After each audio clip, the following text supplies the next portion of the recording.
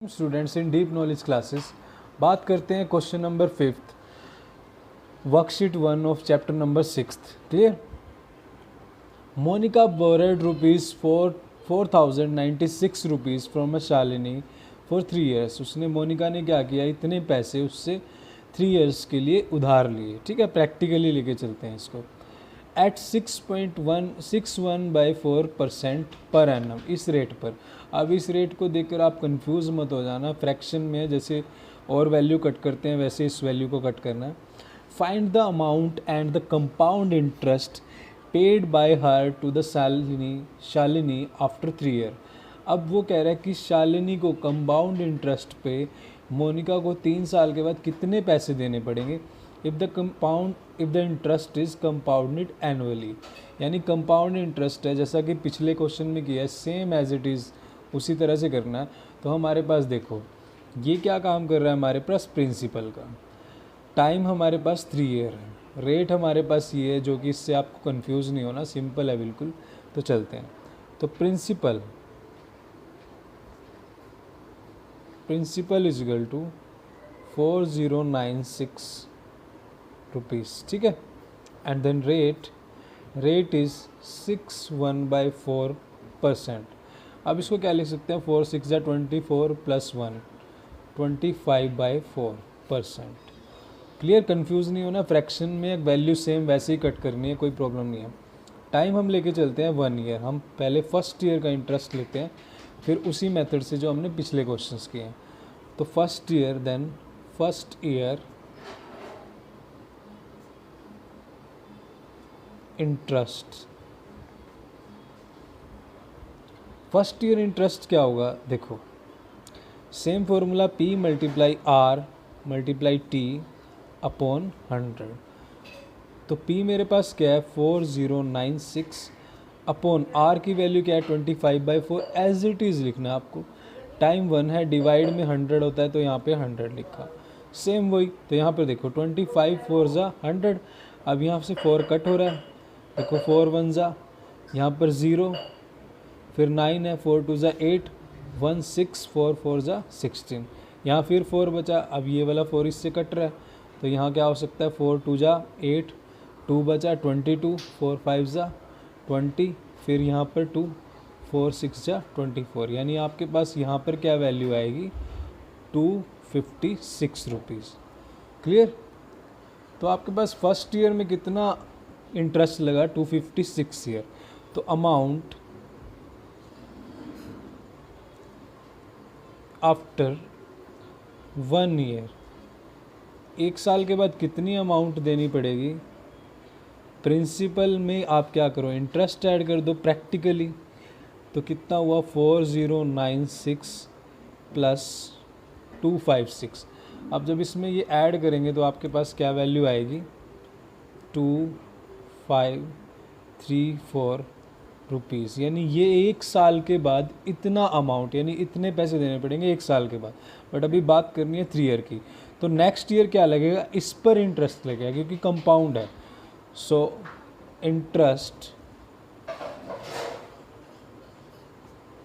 Interest for second year.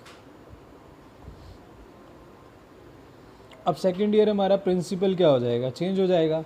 Principal क्या हमारा 4352 rupees. Clear. And rate and time will be same. तो same formula P × R × T upon 100।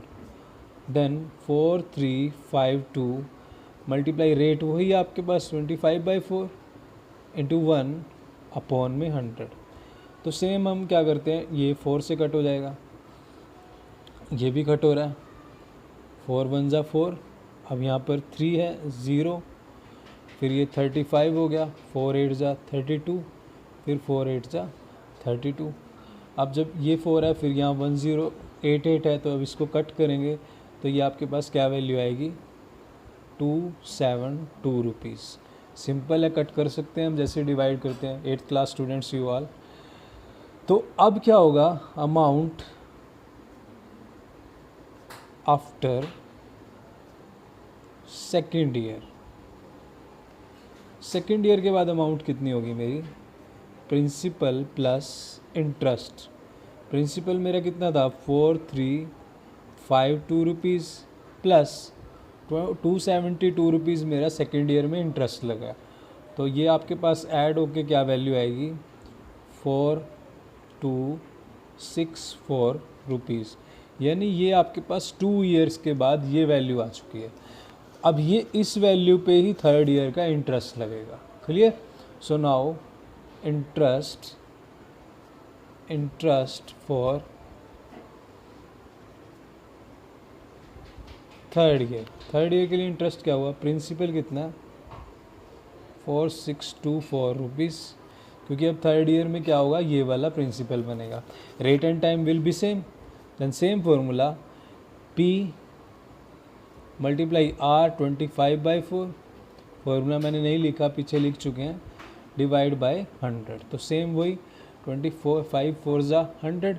अब 4 पे इसको cut करते हैं तो क्या वैल्यू आएगी, ये आपके पास जाएगा 1 4 1 ज़ा 2 5 एंड 6।